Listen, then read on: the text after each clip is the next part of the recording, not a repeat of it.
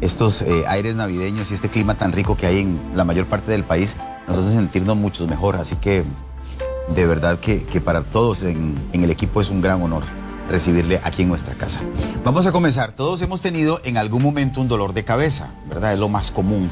Aunque a veces es una molestia muy pasajera, hay casos en los que de verdad se convierte en algo realmente insoportable e incluso nos llegamos a preocupar porque pensamos que se trata de algo mucho más serio. Pero déjeme decirle que cuando el dolor de cabeza es intenso, dura varias semanas o está acompañado de otros síntomas, podría incluso ser aviso de algo tan grave como un tumor que, por supuesto, pone en riesgo la vida. Hoy queremos conocer cuándo tenemos que preocuparnos por un dolor de cabeza y para eso está con nosotros hoy lunes, para arrancar la semana, el médico internista Eduardo Ruiz, a quien le doy la bienvenida. Un placer, doctor, perdón. Ok, sí, es muchísimo gusto. usted.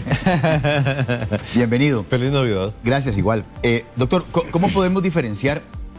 A ver, si partimos del hecho que el dolor de cabeza es algo tan frecuente y que tiene causas tan variadas, ¿cómo podríamos diferenciar un simple dolor de cabeza, que no tiene nada que ver con algo complicado, de uno que sí lo es? ¿Hay alguna característica? Sí, sí las hay. Hay algunas señales. No todas son así como tan claras, ¿verdad? Porque el dolor de cabeza todos hemos tenido alguna vez. Si uno se pone a buscar, digamos, en cualquier libro la cantidad de causas de dolor de cabeza, te vas a encontrar literalmente cientos. Claro. Pero cientos, porque prácticamente todas las infecciones virales, desde una gripe hasta un dengue, montones de cosas van a producir dolor de cabeza, hasta tensión emocional. Y obviamente la parte delicada para uno, cuando uno es el que está viendo a la persona, es asegurarse si ese dolor de cabeza realmente es algo simple o me está ocultando algo un poquitito más serio. Y ahí es donde uno hace un poco de preguntitas majaderas a las preguntas, de un poco de detalles, porque no es lo mismo si el dolor se presenta al final del día que si te despiertas en las mañanas, si se te quita con una pastillita o no se te quitó, si se te quita con una pastillita pero 2 horas después vuelve nuevamente, si se acompaña de vómitos, de cambios visuales, de otras cosas. Ese poco de detalles son los que le van indicando a uno, ok, estoy ante un dolorcito de cabeza relativamente benigno o parte de su misma infeccióncita viral, o dice uno, la puña, no, aquí me estoy enfrentando o con una meningitis o con un tumor o con una... Algo mucho más complejo. Ajá. Y usted mencionaba cientos literalmente de causas. Sí. Hablemos de las más comunes o las más frecuentes, o por lo menos las que a ustedes, los médicos, más les preocuparían en caso de que fuera algo serio. Ok, mira, las más comunes, gracias a Dios, son las más benignas, ¿verdad? Las más comunes son tensión, que es curioso, porque no es siempre la intensidad la que nos indica si un dolor es feo o no. Les comento, no, vieron que las cefaleas, los dolores de cabeza producidos por tensión, con frecuencia tienden a ser muy intensos. O sea, uno tendría a pensar que si el dolor de cabeza es solo por tensión, pues debería ser algo más o menos manejable, más o menos. Les cuento que no. O sea, de los dolores más feos, a veces más incapacitantes, pueden ser perfectamente una migraña, un dolor de cabeza tensional, perfectamente. Y cuando digo tensional, lo mismo, nunca voy a dejar de insistir en esto. Tensional no significa imaginario, no significa si es que la persona se está imaginando cosas, porque cuando le dicen eso, a veces los parientes le dicen, bueno, no, ya sabes que es por tensión, estate tranquilo, algo así como nada más haga y ya que se te va a quitar. Relájate. Mentira que con eso se va a quitar. O sea, el dolor es real y realmente no le impide trabajar, le produce problemas. Entonces, las tensionales, las infecciones virales, infecciones bacterianas, incluso aunque no tengan nada que ver, esto a veces es producido hasta por toxinas de bacterias. Esto es conocidillo, que una persona a veces tiene una infección urinaria, que tal vez tiene un poquitito de ardor al orinar, un poquito de calentura y además le duele mucho la cabeza. ¿Okay? Entonces, nada que ver la cabeza con lo que está pasando, pero la cabeza duele. Entonces, estos son los más usuales. Los más feos, ¿okay? Realmente son básicamente, por decirlo así, de los que uno tiene que tener miedo son tumores, aneurismas, meningitis y crisis hipertensivas, o sea, emergencias hipertensivas. O sea, y estas tres, que son las más feas, doctor, ¿tienen alguna característica en común que ustedes detecten y que les diga, que les haga sospechar, bueno, podría ser esto? En común no, sí, No. tienen características cada aparte. cada una por aparte. Por ejemplo, la meningitis, no sé si quieres que te la vaya. Sí. Si quiere, vayamos hablando de eso. En una meningitis hay una cosa muy característica. El dolor normalmente empieza leve, pero rápidamente se empieza a hacer intenso. En meningitis. En meningitis, sí. La meningitis usualmente se va a acompañar de fiebre, se va a acompañar de vómitos, y dos cosas como muy características de la persona con meningitis: la luz le estorba mucho. ¿Okay? Esto no solo pasa en meningitis. A una persona con una migraña bien pegada, pues le estorba la luz, ¿verdad? Pero uno no se confía. Ya cuando alguien me dice, sí, la cabeza me está doliendo, el dolor no se me quita y vieras cómo me estorba la luz. Es más, nada más apágueme la luz, porque nada más me prenden el bombillo. Yo digo, apague esa carajada porque se me aumenta el dolor de cabeza. Uno tiene que pensar primero en meningitis antes que en migraña. Y esa es una característica. Y lo otro es esa rigidez en el cuello, ¿verdad? Rigidez en el cuello, malestar general, que te molesta la luz y que el dolor se va haciendo más intenso conforme pasan las horas, siempre debe ser característico de meningitis. Además da mucho vómito, ¿verdad? Pero uno no se espera que estén con mucho vómito para hacer el diagnóstico. ¿Y en el caso de los tumores y los aneurismas? En los tumores sí hay alguna cosa muy, muy característica. En los tumores cerebrales, el dolor de cabeza no necesariamente es intenso, dependiendo del tipo de tumor. Claro, hay tumores que producen dolores de cabeza desesperantes, ¿verdad? Que la gente nos dice, yo me quería dar de cabezazos contra las paredes porque no soportaba esto. Pero vieran que no siempre es así, ¿no? Y en un principio la gente dice, sí, tengo un dolorcillo. Lo que pasa es que tengo tiempo de tenerlo, pero tengo varios meses de tenerlo, pero no es un dolor muy intenso. Entonces, no esperemos que es que necesariamente el dolor sea muy feo para tener en cuenta la posibilidad de un tumor. Si es un dolor majadero, o sea, que vos nunca padeciste dolor de cabeza, que de hace unos meses para acá, yo que sé, 2, 3 meses, te da ese dolor, te da con frecuencia, te tomas algo, se te quita, pero te vuelve a dar.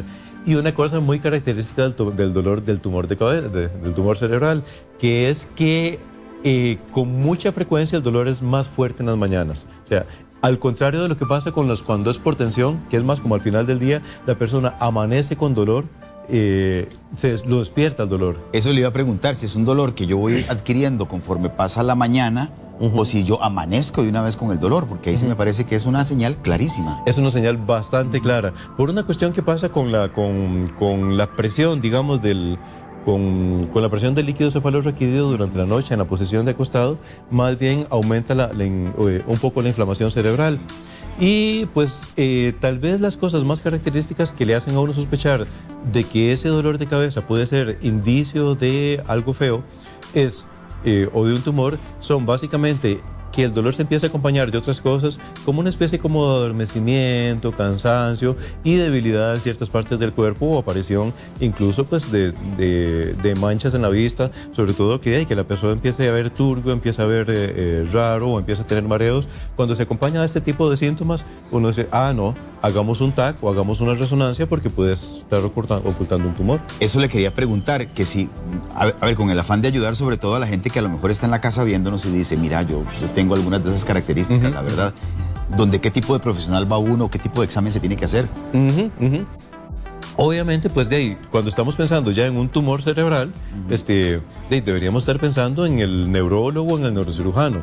Pero ese es el discernimiento de si este dolor de cabeza es, de veras, es dengue, es una infección urinaria, pues la verdad es que el médico internista debería estar capacitado para encontrar ese tipo de cosas, ¿verdad? Un internista. Ok, usted mencionaba al inicio de la conversación, doctor, algunos detalles importantes que ustedes utilizan como referencia para saber la causa del dolor de cabeza. Por ejemplo, cómo comienza ese dolor de cabeza, la duración, incluso hasta la ubicación, ¿verdad? Porque hay gente que dice, es que me duele atrás, o es que me duele arriba, o es que me duele a los lados.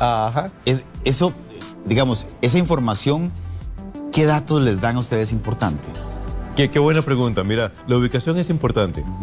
Las tensionales con frecuencia son ese dolor de aquí, que la gente dice, este dolor como de la base, de los músculos del cuello, es lo que la gente popularmente identifica como dolor de cerebro. La gente dice, es que tengo como un dolor de cerebro. Sí. Exactamente. Uno entiende la sensación, eso es lo que se siente. Lo ubican atrás. Sí, ahí lo ubican usualmente, cuando es tensional, usualmente es como muy aquí o a veces en ambos lados. Cuando es de un solo lado, uno tiende a pensar como en migraña. Ya te defino esto de la migraña, porque la migraña no es nada más un dolor de cabeza, ¿verdad? En migraña o incluso en alguna lesión cerebral. En el cerebro es que tenemos que tener en cuenta una cosa: no todas las cosas que llamamos tumor cerebral son necesariamente cosas cancerosas, pero aun cuando no sean cancerosos, solo por estar dentro de la cabeza ya se consideran malignos. Cualquier tumor cerebral, por más benignas que sean las células, aunque no tengan nada de cáncer, por el hecho de que por estar ahí metido, de cómo está el cráneo por medio, donde va creciendo, va comprimiendo estructuras cerebrales. Entonces siempre se tratan como algo maligno, aunque sus células no sean cancerosas. Entonces, el donde está ubicado, si pulsa, eso es una cosa muy importante, que eso es, la gente dice, me da setazos. Claro, es como cuando usted se maja un dedo con el martillo. Ajá, o sea, el dedo le queda haciendo así. Exactamente. Uno siente esa carajada ahí. Hay muchos dolores de cabeza que son así. Más o menos. Da martillazos. Es como si tuviera el corazón dentro de la cabeza. Doctor, yo siento pac, pac, pac, sí, que me va a explotar. Que me va a explotar. Esos más bien usualmente son de arterias. Esas más bien son de migraña, es lo más usual. Las crisis hipertensivas pueden dar ese tipo. Cuando hay una emergencia hipertensiva, la hipertensión, quitemos ese mito de una vez. El ser hipertenso no hace que uno tenga dolor de cabeza, que es una cosa que la gente identifica mucho, que la gente dice, no, yo debo estar muy bien de la presión, porque yo veo que la cabeza no me duele, ni me siento mareado, ni nada por el estilo. No siempre. Por eso nosotros somos tan majaderos de llamar a la hipertensión el asesino silencioso. Una persona puede andar muerta de risa por la calle, te tomas la presión en una farmacia y estaba en 190/120. Y a veces resulta que llegan soplados a emergencias porque tenían un dolor de cabeza y uno lo toma y es 120/80. Está normal. La excepción es la emergencia hipertensiva, cuando esa hipertensión está haciendo daño, las arterias están haciendo espasmos que produce inflamación cerebral. Esta sí es gente que llega con visión turbia, que llega un poco adormecida y que llega con un dolor de cabeza insoportable. Esto sí, esas son los hipertensos, esos que terminan en cuidados intensivos, que les terminamos poniendo nitroglicerina intravenosa y los mantenemos ahí varios días porque nos puede producir una lesión cerebral. Perfecto. Doctor, la duración del dolor ¿también es una información valiosa para ustedes? Sí. Si bien las que son tensionales, pues puede uno haberlas tenido toda la vida. Pero un par de datos. Aquella persona que padeció dolor toda la vida, yo qué sé, que desde jovencillo todo el tiempo le padece dolor y ya tengo años de estar así, pues normalmente uno no piensa algo maligno. Mucho ojo. Alguien que ha padecido de dolores de cabeza tensionales, perfectamente un día de tantos puede desarrollar algo raro. Entonces, si es un dolor que apareció más o menos recientemente, que apareció hace unos meses y se mantiene, uno siempre debe pensar en descartar un tumor, ¿ok?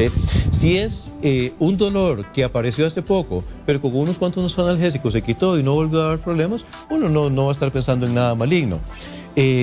Si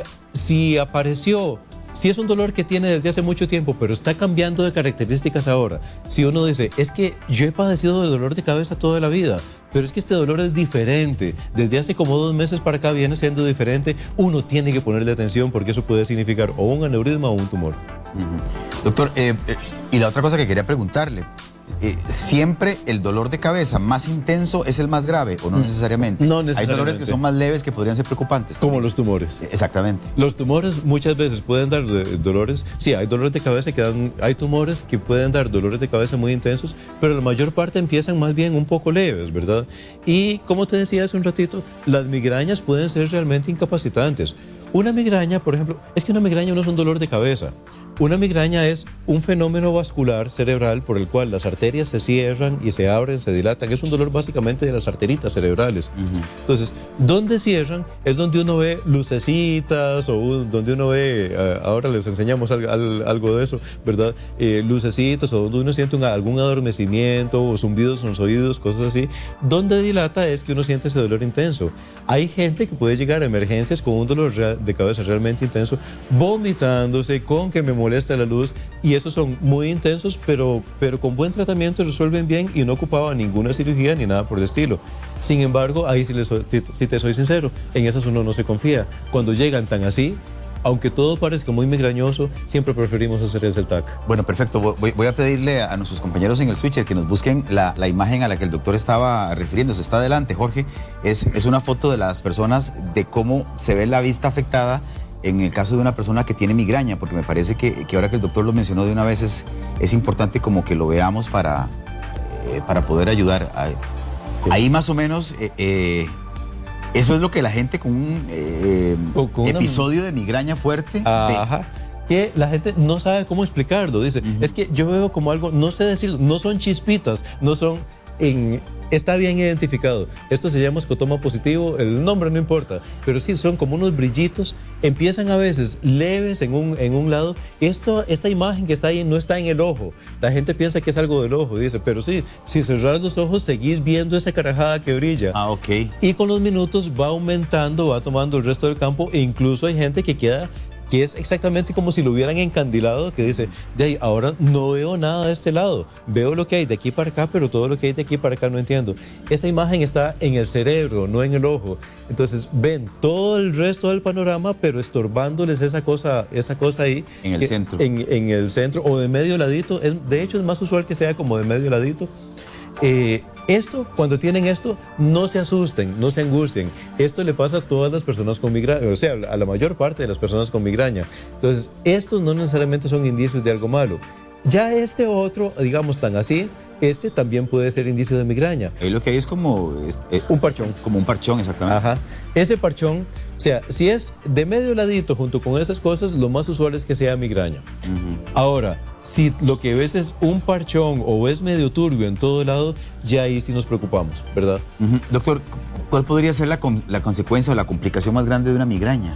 La consecuencia más grande de la migraña es un fenómeno que se llama vasoespasmo.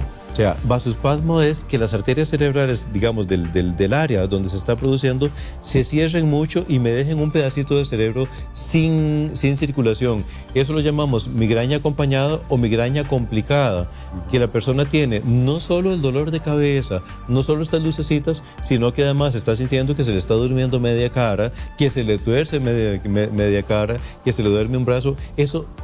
Cosas como estas nunca deberíamos dejar pasarlas por alto, porque puede ser que sí, que a la hora de hacer un TAC no vimos ningún tumor ni nada por el estilo, pero que cuando tiene sus crisis de migraña son tan fuertes que se cierra una arteria y esa me puede dejar una parte del cerebro sin circulación, ¿verdad? Puede llegar a producir daño cerebral. Perfecto. Quiero que volvamos al tema de la meningitis. Ok, porque sé que hay mucha gente también que está consultando. De hecho, ya vamos a pasar algunas de las consultas que nos están haciendo. A ver, ¿se puede describir el dolor de cabeza originado por meningitis? Tiende a ser toda la cabeza, no es pulsátil. El dolor de la meningitis, o sea, un dolor de meningitis nunca es pac, pac, pac. Es parejito. Es parejito, va aumentando, usualmente produce como mucho malestar. La persona se ve mal, uno difícilmente llega conversando como vos y como yo, así en este momento, cosa que sí puede pasar en una migraña, no. La persona se ve como decaída, y sobre todo esto, de que hay rigidez en los músculos del cuello que le estorba la luz y que le da mucho vómito. Hay una cosa característica del vómito cerebral. El vómito producido por cosas del cerebro tiene dos características. Primero, que es en proyectil, que tiende a ser, así lo llamamos nosotros, que es un vómito intenso, muchas veces intempestivo. Está la persona así, ¡paf! De repente. No es como cuando algo te cae mal que comenzás a sentir, ¿verdad? El malestar y ya voy a vomitar. Que a veces que hay que hacer hasta fuerza para ver si se me alivia esta cosa, ¿verdad? No, estos pueden estar así. Puede ser no precedido de náuseas, que esa es la otra característica, que la persona nunca tuvo náuseas y dijo, pero ¿por qué me vomité? Yo asco no tenía, náuseas no tenía. Estaba conversando y de repente, ¡paf! Ese tipo de vómito sí siempre es de origen cerebral.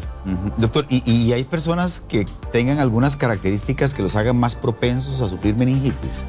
No, realmente lo que hay es eventualmente solo las personas con algún tipo de inmunosupresión, ¿verdad? SIDA, personas que toman esteroides o que toman que reciben medicamentos que les bajan mucho las defensas. Y hay ciertos grupos de edad antes de los 12 años, muy especialmente, es cuando es más frecuente que se presente. No significa que no se puede presentar en un adulto. adulto, claro que los vemos. ¿Y es hereditario? No. No es juega hereditario. ningún papel Es la familia. una bacteria que entró. Hay varios tipos de bacterias que pueden producir. Las que son virales, cuando es por un virus, duele mucho la cabeza y todo lo demás, pero de ahí no pasa. Rara vez produce algún tipo de daño. Pero las que son bacterianas son muy peligrosas, ¿verdad? En una meningitis, básicamente, aclaremos el término, porque a veces los médicos hablamos en chino y pensamos que todo el mundo nos está entendiendo. Traduzcámoslo al cristiano. Las meninges son las membranitas que recubren el cerebro. Hacete la idea que es como la conjuntiva, digamos, como la telita que cubre el ojo, que es sumamente delicada. De las meninges hay tres, una que es gruesota, que es la dura madre, así se llama, y otras dos que son más delgaditas, son finísimas. Entonces, cuando se mete la infección ahí, son esas membranas las que están infectadas, están llenas de pus. Entonces, imagínate la clase de dolor. Son membranitas muy delicadas a lo largo de todo el cerebro que se están infectando, donde van inflamando el cerebro, pues obviamente empiezan a producir daños, ¿verdad? Están estrechando ahí. Exactamente, y producen, pues, la infección se va para adentro, se va para el cerebro, ¿verdad? Esas son las que diagnosticamos haciendo una punción lumbar. ¿Por qué? Porque de ahí, donde metemos una agujita en la columna vertebral, el líquido cefalorraquídeo, el agüita esa que baña todo el cerebro, llega hasta la columna.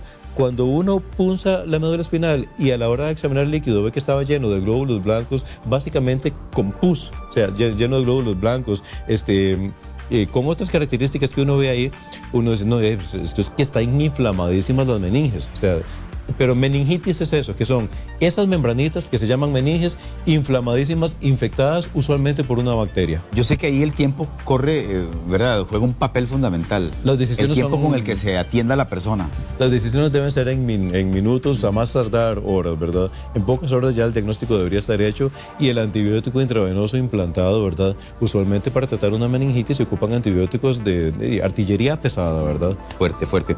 Ok, volvamos al tumor cerebral, que también lo mencionamos al principio. Repasemos cómo es el dolor de cabeza de un tumor. Ok, puede ser más leve, puede ser más intenso, pero tiende a o no aliviar con analgésicos corrientes. Ok. O que si alivia con analgésicos corrientes, te alivia por un ratito, pero al rato te da otra vez. Vuelve.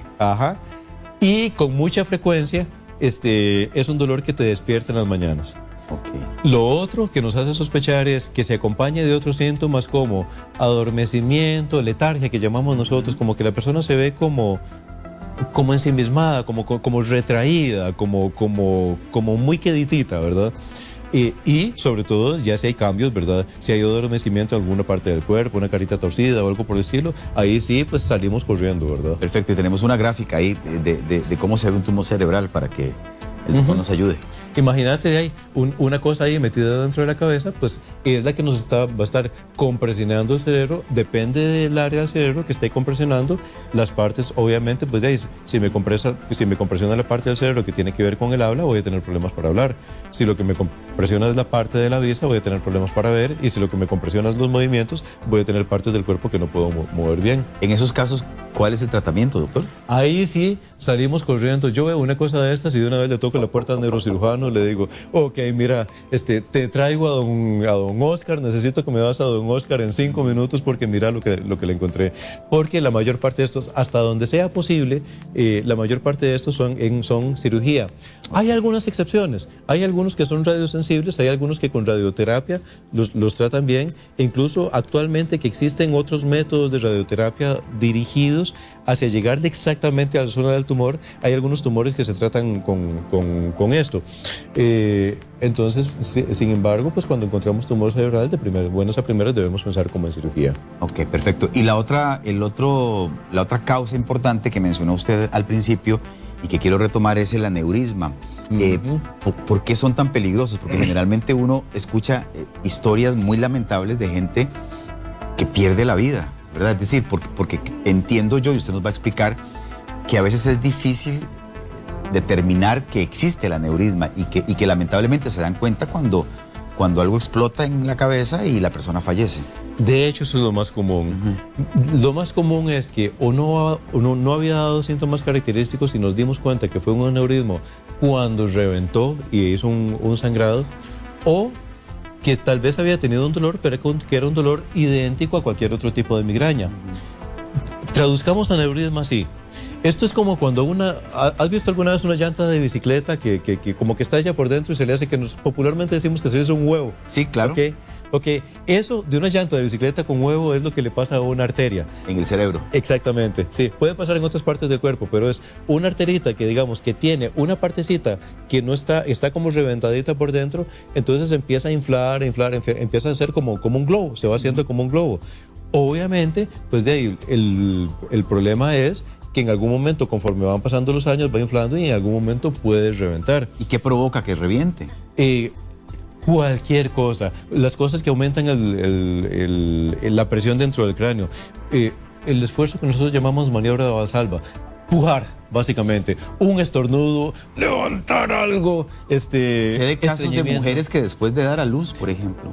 Los ha habido muy cruel, ¿verdad? En plena labor de parto, a la hora de pujar, tratar de sacar a su niño y en ese momento se reventó el aneurisma, una emergencia gravísima. Ese esfuerzo, digamos, lo provoca. Lo provoca. Sin embargo, también tengo un montón de casos recuerdo uno específicamente que había pasado por 4 partos, en 4 partos nunca le pasó nada y un día estornudó y en el estornudo sí se le reventó en el aneurisma. Obviamente, eso no es que el esfuerzo del estornudo haya sido peor que el del parto, sino que posiblemente para cuando tuvo sus partos, el aneurisma, el huevo ese de la llanta, no estaba tan grande y con los años, conforme fue creciendo, en algún momento ya estaba como para que le hicieran así y explotara, ¿verdad? Doctor, ¿y ese huevo pasa años creciendo, digamos? Pasa años creciendo, sí. No hay forma de saber que está ahí. Hay algunos síntomas que nos indican. El dolor es como el de una migraña. Por eso cuando estamos ante una migraña muy majadera siempre vamos a querer hacer un TAC, perdón, no un TAC corriente, una cosa que se llama angio-TAC. Es una maravilla. Es diferente. Sí, se le pone un medio de contraste a la persona. El TAC hoy en día tiene una especie de programa que nos es capaz de sacar todo el cerebro, por decirlo así, la computadora nos borra todo el cerebro y me permite ver solo las arterias. Y entonces con un angio-TAC yo puedo saber cuáles arterias están bien, si alguna está dilatada y ahí podemos pescar si hay alguna malformación arteriovenosa y un aneurisma. Va creciendo con el tiempo. Cuando uno sospecha de estos, puede ser un dolor de migraña, digamos, que ha sido muy persistente, o también a veces se presentan algunos síntomas. Una persona con migraña que, por ejemplo, se me le cae un párpado. Yo he diagnosticado varios así, que empieza, tengo este dolor de cabeza, pero mira, de repente no puedo abrir este ojo, mira cómo ando. Estas son indicios de que usualmente se le estaba haciendo una bolita cerca de las arterias, de la arteria cerebral anterior se llama, que está cerca de las arterias oftálmicas, que está compresionando algún nerviecito. Cuando empieza a aparecer algún síntoma específico que afecta algún nerviecito de la cara, ¿sí? Uno dice, ok, hagamos un angio-TAC porque este puede ser un aneurisma. Y es una bendición, porque si uno los pesca a tiempo, si uno los pesca antes de que estallen, se logra evitar que estallen. Igual, estos los mandamos al neurocirujano, pero no para que me lo operen la cabeza. No, la mayor parte, actualmente, esto ha cambiado mucho en los últimos años, ya no estamos hablando de abrir el cráneo, de operar la cabeza, sino de meterse por una arteria, como hacen los cardiólogos con el cateterismo cardíaco. Se meten por un brazo, se meten por una pierna, llevan el catéter hasta el cerebro y ahí mismo o ponen un stent o microembolizan, digamos, le ponen una cosa y para prevenir, para hacer que ese aneurisma no se estalle. Eso es la parte importante. Si uno lo logra pescar a tiempo, es una bendición. Ahora, hay gente que vive con aneurismas y nunca le pasa nada. Sí. Digo, el huevo está ahí, nunca se estalla. Hay muchos de estos que los encontramos en autopsia, que son un hallazgo de autopsia, que el patólogo cuando estaba haciendo en una persona de 89 años que murió, por una neumonía, a la hora de hacer la autopsia, dice, mira lo que tenía en el cerebro, había un gran aneurisma y nunca le dio problemas, ¿verdad? Pero es una bomba de tiempo. Contestamos preguntas de la gente. Vea, Marjorie Molina dice que ella toma carbazepina para la neuralgia trigémica. Carbamazepina. Exactamente. Ajá. Y le pregunta si la neuralgia de este tipo podría despertar un tumor. No, tranquila. Sí existe un par de situaciones en las que la neuralgia del trigémino es el nerviecito de la cara, el nervio que lleva la sensibilidad de la cara está inflamado, ¿ok? Puede estar inflamado por distintos tipos de cosas. Lo más usual es que sea viral, Cuando es producida por un herpes, eventualmente es un poquitito más severo, eventualmente puede haber un tumor, digamos, auditivo que puede estar dentro del oído, que puede estar comprimiendo el nervio. Y eso es una cosa que uno tiene que buscar cuando es una neuralgia muy, muy persistente. Pero neuralgia del trigémino es eso. Trigémino, el nombre tan rimbombante es porque el nervio se llama así. Es un nervio que tiene tres raíces, son como tres gemelos, entonces le pusieron trigémino. Okay. Pero se trata con carbamazepina, y con carbamazepina está bien. Tener una neuralgia no la predispone a tener al tumor. Perfecto. Francini Flores dice que su hijo de 18 años tiene más de una semana con un dolor de cabeza como en la parte de atrás, el que usted decía que es aquí. Y le pregunta a qué se pueda deber. Me imagino que tendrán que analizar. Habrá que analizarlo, habrá que verlo, habría que hacer los signos. Los acostamos boca arriba, les movemos el cuello para ver si hay rigidez de cuello, les vemos el fondo del ojo, en los dolores de cabeza, y eso es prácticamente un mandato obligatorio. O sea, cuando estás con un dolor de cabeza, el médico tiene que examinar tus ojos, no para pensar en algo en el ojo, sino porque en el ojo vemos cosas que nos pueden indicar señales de peligro. Cuando uno se asoma en el fondo del ojo y ve un nervio óptico hinchado, eso es de que hay presión dentro del cráneo. Eso es una crisis hipertensiva o es un tumor cerebral, ¿verdad? O cosas en las arteritas. Entonces, hay ciertas cositas que hay que ver, pero por el tipo de dolor que me describe, suena más como una cefalea tensional, o sea, que es más como tensión. Perfecto. Magali Ramírez dice que ella siempre ha padecido de migraña y que por eso evita comer algunos alimentos que ella ya ha determinado que le activan la migraña. Pero de unos meses para acá, dice, amanezco con dolor de cabeza o si hago siesta igual me despierta el dolor de cabeza. Incluso siento dolor en uno de los párpados. Me tomo la presión y está bien. ¿Qué me recomienda hacer? Dice. Así, con toda honestidad, yo sí le diría, vea, si va a la consulta, yo le mandaría un TAC de una vez. De una vez. No por la migraña pues está bien, así como lo está tratando y lo que le han mandado está bien, pero si ha cambiado de características y si ahora más bien cuando se acuesta se le aumenta el dolor y la despierta en las mañanas, ya uno tiene que pensar en si algo está aumentando la presión del cráneo. Usted sí ocupa un TAC. Necesita el TAC, ok. Marisol Rodríguez quiere que le explique qué es la hipertensión del líquido cefalorraquídeo. Imagino que es que le dieron ese diagnóstico y no preguntó ella. Sí, o sea, el agüita esa que está recubriendo el cerebro, que nos baña el cerebro por todo lado, tiene que tener, se mantiene a cierta presión, no tiene por qué estar a presión. Realmente no es como la presión arterial, no es algo que suba a chorro, es un líquido que pasa tranquilo. Cuando uno hace una punción lumbar, uno lo mide y lo más que debe andar es como por 18, es una medida ahí, centímetros de agua. Si está muy alta, usualmente es porque hay algo que está produciendo gran inflamación cerebral. Entonces, como sucede, por ejemplo, con las hidrocefalias, o sea, cuando uno ve una presión de líquido muy alta, sucede como en las meningitis, sucede en los tumores, o sucede en las hidrocefalias. En las hidrocefalia es que el cerebro se está llenando de agua. Es una cosa que estamos más acostumbrados como a pensar en los pediatras, ¿verdad? El bebé ese que nace con una cabecita muy grandecita, que está lleno de agua en el cerebro, pero puede suceder en adultos. Y en adultos mayores puede ser una causa curable de demencia. O sea, hay viejitos que eventualmente están padeciendo de una demencia que le hemos catalogado como demencia senil o como Alzheimer y que tal vez era una hidrocefalia y que corrigiéndole de la hidrocefalia se le quita la demencia. Doctor, hay personas que a lo mejor no tienen el dolor de cabeza como tal todo el día, pero sí un zumbido. Ajá. Es decir, un sonido ahí. Ajá. Eso es preocupante también. Depende de los dos. Desgraciadamente, si el zumbido de lo que estamos hablando es de un tinnitus, desgraciadamente, pues usualmente estamos hablando de una lesión del oído, no necesariamente son graves, pero honestamente no es gran cosa lo que logramos hacer. Ajá. Los médicos lo más que logramos hacer es bajarle un poquitico el volumen, no lo logramos quitar. Es que la persona que me está escribiendo me lo refiere que es como tener un grillo en el oído. Ajá. Dice, y que le cuesta muchísimo dormir, entonces me imagino que va por ese lado, ¿verdad? Va por ese lado. Más que del cerebro, estamos pensando en un otorrino, pero el otorrino lo más probable es que no se lo logre quitar del todo, sino que le logre bajar un poquitico el volumen. Ok. Tenía una pregunta aquí de Karen Williams que también me parece interesante. Tiene una hija de 9 años que padece de dolor de cabeza principalmente en las tardes, noches. Dice, generalmente acompañado de mucha sudoración. El neurólogo me dijo que era migraña, pero no le hicieron ningún examen y estoy un poquito preocupada. Ok, por el tipo de dolor que ella me Tan describe... pequeñita, además. Sí, tan pequeñita. La verdad es que lo más usual es que la migraña aparezca entre los 10 años de vida Bueno. y los 30 años de vida. Y no estamos tan largo. Sí. Es muy posible que No es sea tan extraño, entonces. No, sí, no. Es muy posible que el diagnóstico sea correcto. Y si el neurólogo la vio bien, si el fondo de ojo estaba normal, si no había signos meningios ni nada por el estilo, no había déficit neurológico de ningún lado, está bien que pruebe primero con el tratamiento antimigrañoso que le mandó, pero eso sí, no se confíe. O sea, si él le mandó un antimigrañoso y usted ve que no va mejorando gran cosa, usted tiene todo el derecho de llegar donde él y decirle, doctor, vieras que es que el tratamiento que le mandó no le quita el dolor de cabeza para que me le mande más exámenes. Perfecto. ¿El migrañoso será migrañoso toda su vida? Tiende a reducir con el tiempo. Es uno de los padecimientos que más bien, al contrario que otros padecimientos que más bien con la edad van empeorando, la migraña en muchas personas, más del 50% de las personas más bien, ya cerca de los 50 años se les va quitando. Incluso sin que tomen ningún tratamiento, que dicen, mira, tanto dolor de cabeza que yo padecía a los 20 y a los 30 y ahora con 50 años ya casi no me da esta cosa. La migraña tiende a padecer, pero sí, hay otras personas que ocuparán tratamiento de toda su vida.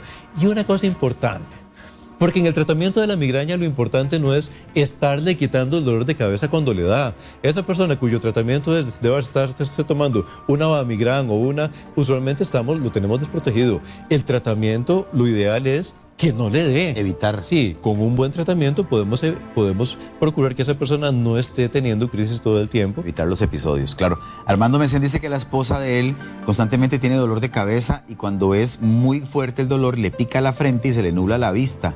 En ocasiones solo de un lado. Ajá. Le pregunta qué será. Ok, sí es muy migrañoso. O sea, las características que me cuentan parece francamente migrañoso. Nos falta saber si es pulsátil, si es eso de que setea. Suena más a migraña, ¿verdad? Igual, yo más que hacerle un TAC de buenas a primeras, le daría algún tratamiento antimigrañoso de estos que tratan de evitar el dolor. Si la respuesta es muy buena, perfecto, pero ahí sí, yo les digo, con toda confianza, si el dolor de cabeza no se te quitó con lo que te mandó, me decís porque yo voy a seguir de majadero buscando, pues voy a querer hacerle un TAC, una resonancia o alguna cosa. Dos preguntas más antes de irnos. Yamilet Gutiérrez quiere saber si la hipertensión puede producir un aneurisma cerebral o que el aneurisma se reviente. La hipertensión por sí misma no produce el aneurisma. El aneurisma es una condición más bien congénita, genética. Nacemos con eso. Nacemos con una arterita que ya venía un poquitito débil, pero sí puede hacer que vaya creciendo más. Una persona que tiene un aneurisma y que es hipertensa, obviamente ese huevo en la arteria va a ir creciendo y creciendo y creciendo más. La presión es una de las cosas que sí puede hacer a una persona con un aneurisma. Tratamos de mantenerlo muy bien de su hipertensión. Claro, y yo me imagino sobre todo el hipertenso no controlado está ante un riesgo mucho más grande. Definitivamente, sí, un hipertenso controlado pues realmente no tiene más peligro que otro, pero sí, un hipertenso no controlado tiene más posibilidades de que ese aneurisma se reviente. Ok, y la última pregunta de la mañana es de Yadira Salas. Dice que ella tiene un tumor en la silla turca. Me duele la cabeza, me mareo, tengo alteraciones en la visión. ¿Podría tener relación con lo que estamos hablando? Definitivamente. ¿Qué es la silla turca? La silla turca es... extraño eso. Sí, es un nombre raro.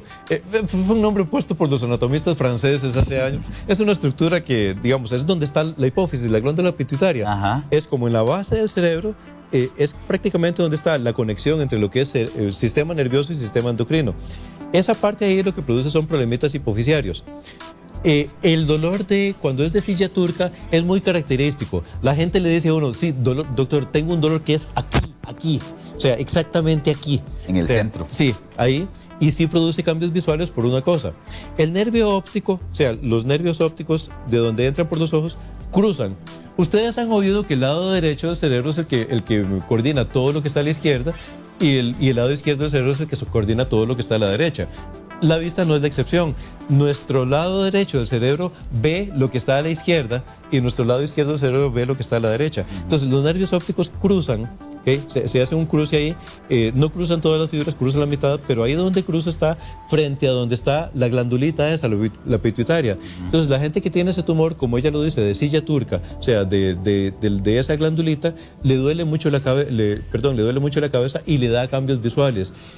Estas personas, lo más usual es que, dependiendo del tipo de tumor, ¿verdad? Pero muchos de estos, el tratamiento es con medicamentos. No necesariamente van a parar a sala de operaciones, no necesariamente ocupan un neurocirujano. Si es, por ejemplo, un prolactinoma, a veces pueden ser hasta grandecitos que con buenos medicamentos van a estar bien, tanto respecto a lo visual, al dolor de cabeza y al montón de trastornos hormonales que les puede dar. Lo más fregadito de un tumor como el que usted tiene usualmente no es tanto lo que pasa en el cerebro, sino el desmadre que le hace con las hormonas, porque es la pituitaria, es la que regula todo el resto del sistema endocrino del cuerpo. Eso es lo que más tiene que ver. Usualmente los endocrinólogos pasan detrás de eso. Pero si es muy grandecito, hay un tipo de tumor que se llama craniofaringioma, digamos, que si está ahí en la silla turca, va creciendo, ese sí ocupado un neurocirujano que nos lo quite. Pero es la excepción. Lo más usual es que aún un caso como el que usted me cuente, pues habría que ver su caso particular, pero muchos de estos con medicamentos tienen. Doctor Ruiz, muchísimas gracias. De verdad ha sido una conversación bien extensa, creo. Esperamos poderles haber ayudado, sobre todo con información para que tomen decisiones importantes, ¿verdad? Para que no se descuiden, para que no se dejen, para que no lo dejen pasar, sobre todo. Creo que nos echamos una buena maratónica, ¿verdad? Muchas gracias. El doctor Eduardo Ruiz es médico internista y lo puede contactar al 2522-1000. 2522-1000. Como siempre, un placer. Feliz Navidad. Si no lo veo de aquí al 24, entonces feliz Navidad. Muy bien. Y si también lo veo, va a donar el saludo. ¿De acuerdo? Gracias. Bueno, continuamos con...